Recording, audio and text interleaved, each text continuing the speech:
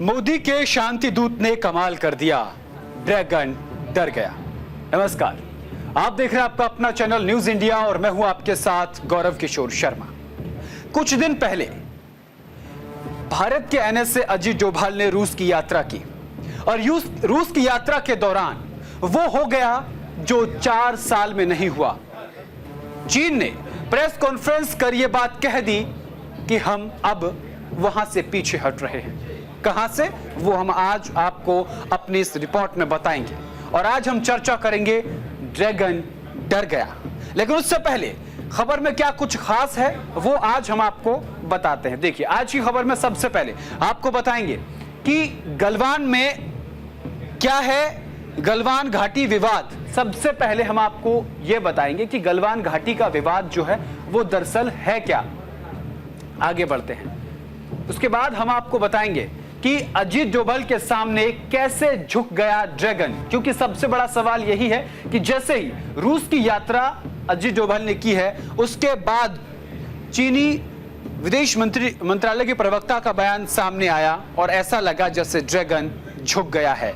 आगे बढ़ते हैं, आगे हम आपको बताते हैं कि क्या बाकी बचे हुए पॉइंट से भी चीनी सैनिकों को हटाया जाएगा, क्योंकि अभी यह कहा जा रहा है कि लद्दाख और गलवान घाटी के कुछ 4 जगहों से सैनिकों को हटा दिया गया है। तो सवाल यह भी है क्या और जगह से भी जो चीनी सैनिक हैं वो हटाए जाएंगे, क्योंकि जैसे ही तिब्बत पर चीन ने कब्जा किया तो चीन का कहना था कि तिब्बत के 5 अंग और हैं। जैसे वो नेपाल को तिब्बत का हिस्सा मानता है, अरुणाचल प्रदेश को तिब्बत का हिस्सा मानता है।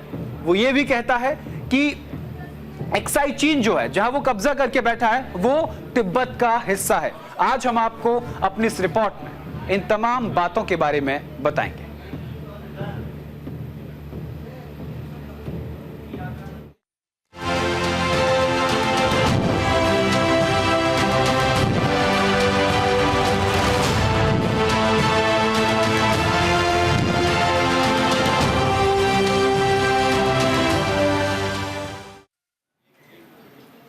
एनएसए अजीत डोभाल ने 12 सितंबर को रूस में ब्रिक्स देशों के एनएसए की मीटिंग के दौरान चीनी विदेश मंत्री वांग यी से मुलाकात की थी। इस दौरान अजीत डोभाल ने दोनों देशों के बीच संबंधों को सामान्य करने के लिए सीमा पर शांति और स्थिरता बनाए रखने पर जोर दिया था। उन्होंने एलएसी का सम्मान करने के लिए भी कहा कि बैठक में दोनों देशों ने जल्द से जल्द बाकी इलाकों से भी सेना की वापसी में तेजी लाने पर सहमति जताई। एनएसए अजीत डोभाल ने जोर देते हुए कहा कि दोनों देशों को द्विपक्षीय समझौते, प्रोटोकॉल और आपसी सहमति का पूरी तरीके से पालन करना चाहिए। उसके अगले ही दिन चीन के विदेश मंत्रालय के प्रवक्ता ने बयान जारी कर चीनी सेना के पीछे हटने की जानकारी दी। चीन के विदेश मंत्रालय के प्रवक्ता ने बयान दिया कि गलवान, लद्दाख समेत 4 इलाकों से चीन की सेना को पीछे हटा दिया गया है। उच्च स्तरीय वार्ता के बाद ड्रैगन ने अपनी सेना को पीछे हटा लिया गया है। अब हम आपको ग्राफिक के जरिए बताएंगे कि आखिर क्या हुआ है। देखिए, गलवान घाटी में चीन का जो दाव है वो उल्टा पड़ता हुआ नजर आ रहा है। देखिए, चीन के विदेश मंत्रालय के प्रवक्ता का बड़ा बयान सामने आया। गलवान समेत 4 इलाकों से जो सेना है वो पीछे हट गई है, चीन की सेना। चीनी विदेश मंत्रालय ने बयान जारी करके ये बात कही। साथ के साथ अजीत डोभाल और वांग यी की मुलाकात के बाद ये बयान सामने आया है। तो ये पूरी तरीके से कहा जा रहा है कि ये पूरी जो सफलता है देश की वो अजीत डोभाल के जरिए ही देश को मिली है। लद्दाख में देपसांग डेमचोक का मुद्दा भी अब अनसुलझा रह गया है। आपको यह भी बता दें कि 15 जून 2020 को गलवान में हिंसक झड़प हुई थी। अब हम आपको आगे ग्राफिक के जरिए बताते हैं कि गलवान घाटी में कैसे चीन का दाव उल्टा पड़ गया, क्या ड्रैगन डर गया। 15 जून 2020 को गलवान में हिंसक झड़प हुई। भारत के एक कमांडर समेत 20 सैनिक शहीद हो गए। चीन के तकरीबन 46 सैनिक मारे गए थे। कैसे, वो भी हम आपको ग्राफिक के जरिए एक्सप्लेन करके बताएंगे, विस्तार से बताएंगे। चीन ने 4 सैनिक मारे जाने की बात स्वीकार कर ली। उसके बाद दोनों देशों के संबंध और बिगड़ गए। दोनों देशों के बीच 21 राउंड की कोर कमांडर स्तर की बैठक हुई, वार्ता हुई और विदेश मंत्री एस जयशंकर ने कहा है अभी जल्द में ही कि 75% जब वो जेनेवा में भारतीय समुदाय को संबोधित कर रहे थे तो उन्होंने कहा कि जयशंकर ने ये बात कही कि 75% मामले सुलझा लिए गए हैं। चीनी विदेश मंत्री वांग यी ने रूस में मिले एनएसए अजीत डोभाल की ओर और चीन की ओर से बयान जारी किया गया कि बॉर्डर पर स्थिर नियंत्रण में है, जो स्थिति है वो नियंत्रण में है। एलएसी पर गलवान समेत 4 इलाकों से चीनी सेनाओं को पीछे हटा लिया गया है। अब हम आपको बताते हैं कि दरअसल ये पूरा मामला कहां हुआ, कैसे हुआ, आपको हम ग्राफिक के जरिए बताते हैं। देखिए, सबसे पहले हम आपको ये बताएंगे। देखिए, 15 जून की रात भारत और चीन के सैनिकों के बीच 8 घंटे तक झड़प होती रही और इसी के बाद क्या हुआ कि रात 12 बजे तक दोनों सैनिकों के सैनिक एक दूसरे का पीछा करते रहे। एक समझौता हुआ कि चीन के सैनिक और भारत के सैनिक बंदूक का इस्तेमाल नहीं करेंगे, गोलीबारी नहीं करेंगे। इसीलिए जो ड्रैगन की नापाक साजिश थी, उसने क्या किया कि झड़प के दौरान पत्थर और अपने जो डंडे थे उसमें कांटे लगे हुए थे और उसके बाद सैनिकों से झड़प की और वो गलवान नदी में मार दिए गए, उनको शहीद हो गया और वो गिर गए थे वहां पर। अब हम आपको पूरा मामला बताते। देखिए, ये यहां पर जो ये पूरा मैप है, इसमें हम आपको बताएंगे आईटीबीपी का बेस कैंप इधर है, उसके बाद श्योक नदी जो है वो उसके बराबर से जाती है। ये वो सड़क है जो यहां पर बनाई गई, आप देख सकते हैं। ये वो सड़क है जिस पर चीन को आपत्ति है। चीन को इसी सड़क से परेशानी है कि ये नहीं बननी चाहिए थी, जबकि ये भारत का हिस्सा है। इसके बाद गलवान वैली में ये वो पॉइंट है, ये वो पॉइंट हम आपको दिखा रहे हैं। देखिए, आईटीबीपी के बेस कैंप से कितना नजदीक है ये पॉइंट। यहां पर गलवान वैली में हिंसक झड़प हुई थी। उसके बाद क्या हुआ, एक सबसे बड़ी बात यह है, ये आपको देखिए, मैं आपको जूम करके और दिखाऊंगा। देखिए, चीन की ओर से जो सड़क बनाई गई है एलएसी में, वो यहां पर है। चीन की एक पोस्ट यहां पर है और चीन की दूसरी पोस्ट यहां पर है। अब सवाल यह आता है कि आखिर सैनिकों को कहां से हटाया गया है। देखिए, इस पोस्ट पर जो सैनिक थे उनको हटा लिया गया है और इस पोस्ट पर जो सैनिक थे, देखिए, इनको भी हटा लिया गया है। यानी दोनों पोस्ट से अब सैनिकों को हटा लिया गया है। गलवान नदी उसके पास से बहती है। अब ये देखिए, चीन ने जो अपना बेस कैंप बनाया था वो अब यहां पर नहीं रहेगा, ऐसा चीन की विदेश मंत्रालय प्रवक्ता ने बताया है। और इसी को लेकर जो है वो बातचीत एनएसए अजीत डोभाल के साथ हुई है। तो ये पूरा मामला हमने आपको बताया। एलएसी कहां पर है, ये देखिए, ये एलएसी है पूरी। इस एलएसी पर ये पूरा विवाद है और यहीं पर जो है वो चीन के सैनिक जो है अड़े हुए हैं। तो ये था पूरा विवाद कि किस तरीके से जो मामला है वो हमने आपको बताया। अब आगे बढ़ते हैं। चीन के विदेश मंत्रालय ने पूर्वी लद्दाख में गलवान समेत 4 बिंदुओं से सैनिकों के पीछे हटने का उल्लेख करते हुए शुक्रवार को कहा कि भारत और चीन ने रूस में अपनी बैठक के दौरान द्विपक्षीय संबंधों में सुधार के लिए माहौल बनाने के लिए मिलकर काम करने पर सहमति जताई। ग्राफिक भी हम आपको साथ के साथ दिखाते रहेंगे। देखिए, उन्होंने ये भी कहा कि चीन मंत्रालय के विदेश मंत्रालय की ओर से जारी किया गया बयान, उसमें कहा कि राष्ट्रीय सुरक्षा सलाहकार अजीत डोभाल और चीनी विदेश मंत्री वांग यी ने गुरुवार को रूस के सेंट पीटर्सबर्ग में ब्रिक्स सदस्य देशों में सुरक्षा मामलों के लिए जिम्मेदार उच्च स्तरीय अधिकारियों की बैठक से अलग बातचीत की। यानी कि बैकडोर से बातचीत की गई है, बैकडोर से चीन के मुद्दे पर बात हुई है। इस दौरान दोनों पक्षों ने सीमा मुद्दों पर हाल के विचार विमर्श में भी चर्चा हुई। ये रिपोर्ट देखिए।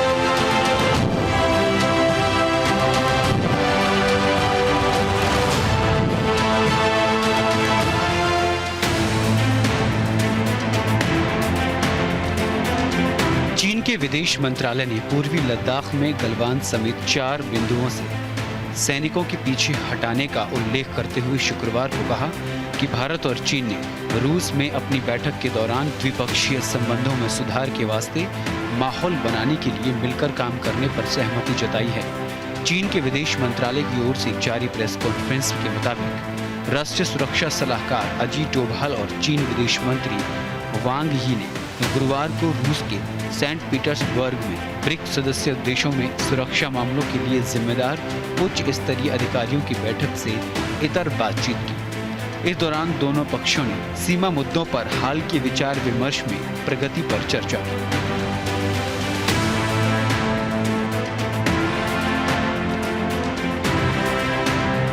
चीनी विदेश मंत्रालय की प्रवक्ता ने क्या कहा? चीन के विदेश मंत्रालय के प्रवक्ता माओ ने शुक्रवार को प्रेस वार्ता के दौरान पूछा गया कि क्या दोनों देश पूर्वी लद्दाख में सैन्य गतिरोध के चलते 4 साल से ज्यादा समय से द्विपक्षीय संबंधों पर जमी बर्फ को हटाने के करीब हैं। इस पर माओ ने कहा कि दोनों सेनाओं ने 4 क्षेत्रों से वापसी की है और सीमा पर स्थिति स्थिर है। प्रवक्ता ने कहा, हाल के वर्षों में दोनों देशों की अग्रिम मोर्चे पर तैनात सेनाओं ने चीन भारत सीमा के पश्चिमी क्षेत्र में 4 बिंदुओं से पीछे हटने का काम पूरा कर लिया है, जिसमें गलवान घाटी भी शामिल है। चीन भारत सीमा पर स्थित आमतौर पर स्थिर और नियंत्रण में है।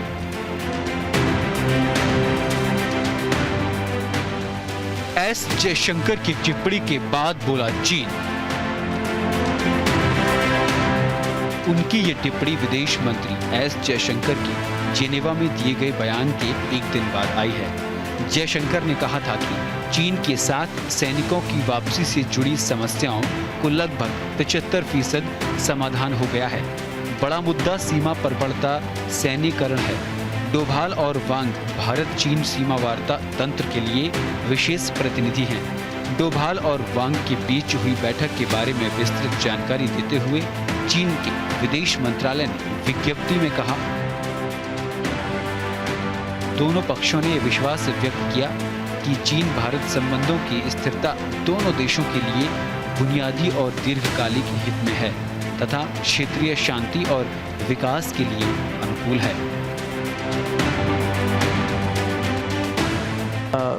Those negotiations are going on. We made some progress. I would say roughly, you can say about 75% of the disengagement problems are sorted out. We still have some things to do, but there's a bigger issue that, you know, if both of us have brought forces close up, and in that sense there's the level of militarization of the border has increased. How does one deal with it? I think we have to deal with it. But in the meanwhile, after the clash, it has affected actually the entirety of the relationship, because you can't have violence on the border and then say the rest of the relationship is insulated from it. एक दूसरे को नुकसान पहुंचाने से बचना चाहिए।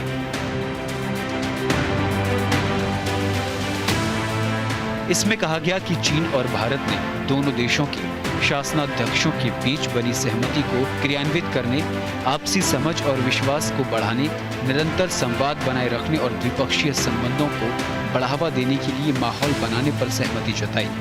सरकारी समाचार एजेंसी सिन्हुआ की खबर के मुताबिक चीन की कम्युनिस्ट पार्टी की केंद्रीय समिति के राजनीतिक ब्यूरो के सदस्य वांग ने इस बात पर जोर दिया कि अशांत विश्व का सामना करते हुए दो प्राचीन पूर्वी सभ्यताओं और उभरते विकासशील देशों के रूप में चीन और भारत को स्वतंत्रता पर दृढ़ रहना चाहिए, एकता और सहयोग का चयन करना चाहिए तथा एक दूसरे को नुकसान पहुंचाने से बचना चाहिए। वांग ने उम्मीद जताई कि दोनों पक्ष व्यवहारिक दृष्टिकोण के जरिए अपने मतभेदों को उचित ढंग से हल करेंगे और एक दूसरे के साथ मिलकर काम करने का उचित तरीका ढूंढेंगे और चीन भारत संबंधों को स्वस्थ, स्थिर और सतत विकास के रास्ते पर वापस लाएंगे।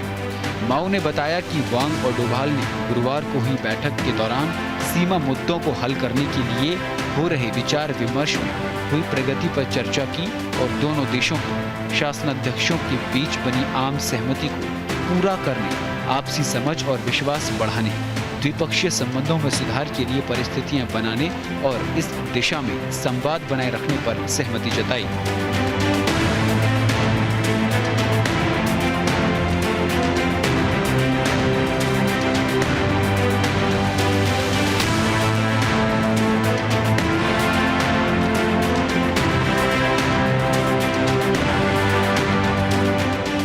बाकी बचे पॉइंट से भी हटाए जाएंगे सैनिक।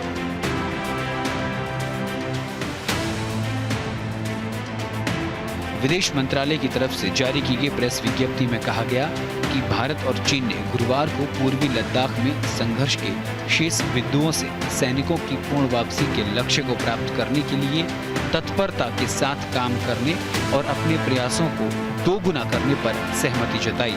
विज्ञप्ति में कहा गया कि बैठक में डोभाल ने वोंग को बताया कि सीमावर्ती क्षेत्रों में शांति और स्थिरता तथा वास्तविक नियंत्रण रेखा LAC के प्रति सम्मान द्विपक्षीय संबंधों में सामान्य स्थिति की वापसी के लिए आवश्यक है।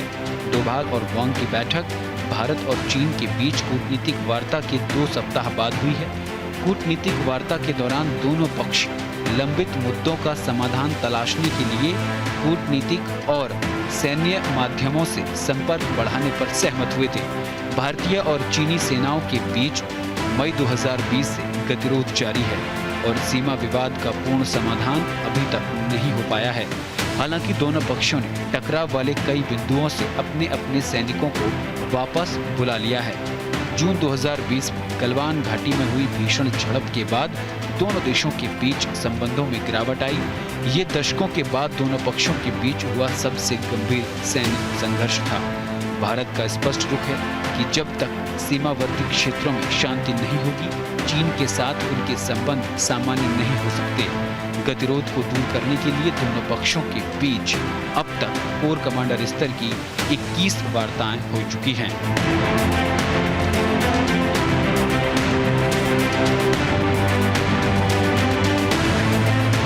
न्यूज़ इंडिया के लिए गौरव किशोर शर्मा की रिपोर्ट।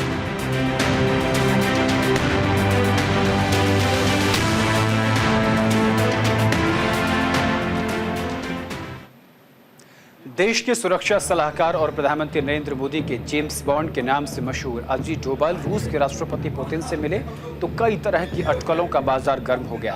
वैसे भी लंबे समय से अजीत डोभाल की छवि तेज तर्रार और सुरक्षा मामलों में पर सटीक भागीदारी की रही है। ये रिपोर्ट देखिए।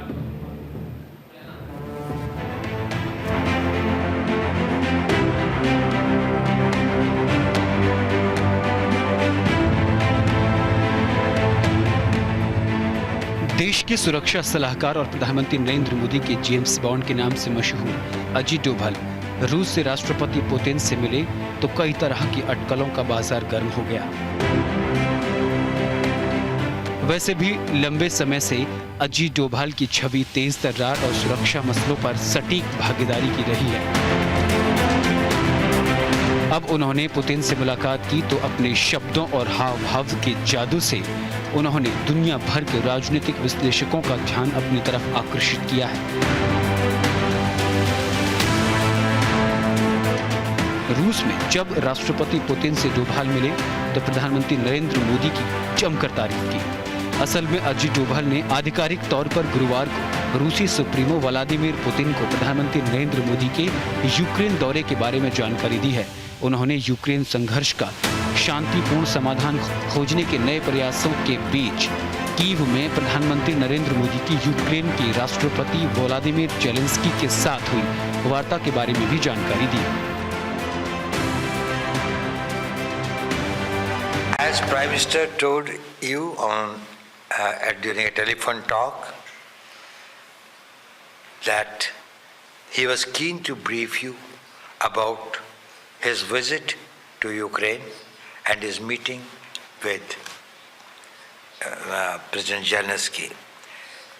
And he wanted me to come specially and personally and brief you about the talks.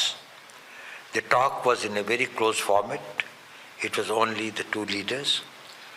He had his two persons with him. I happened to be with the Prime Minister. So I was a witness to me, sir. I attended that.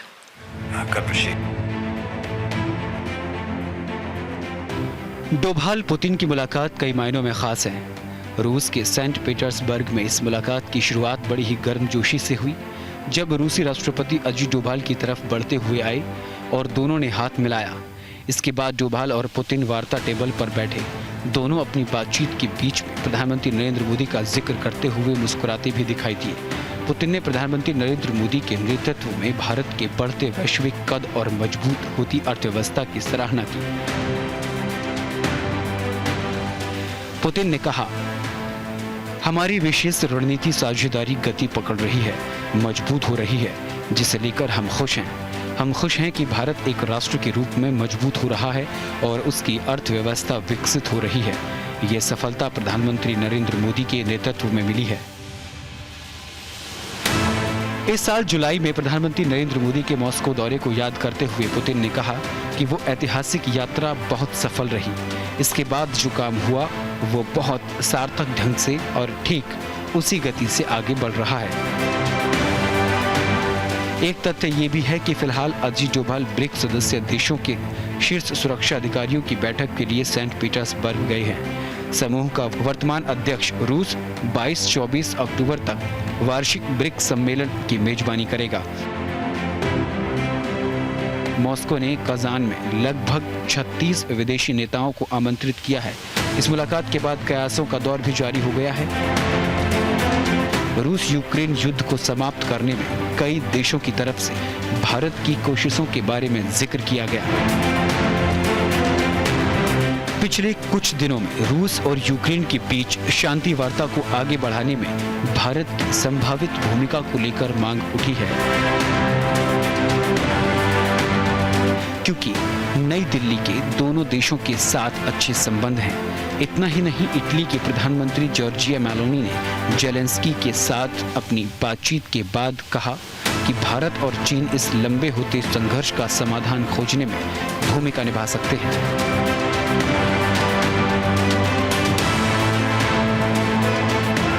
Zelensky के साथ अपनी बातचीत में खुद प्रधानमंत्री नरेंद्र मोदी ने कहा था कि यूक्रेन और रूस दोनों को युद्ध को समाप्त करने के लिए बिना समय बर्बाद किए एक साथ बैठना चाहिए और भारत इस क्षेत्र में शांति बहाल करने के लिए सक्रिय भूमिका निभाने के लिए तैयार है। प्रधानमंत्री नरेंद्र मोदी ने कहा कि भारत संघर्ष की शुरुआत से ही शांति के पक्ष में रहा है और वो संकट के शांतिपूर्ण समाधान के लिए व्यक्तिगत रूप से भी योगदान देना चाहेगा। अब देखना होगा कि क्या परिणाम निकलकर सामने आता है। ब्यूरो रिपोर्ट, न्यूज़ इंडिया के लिए।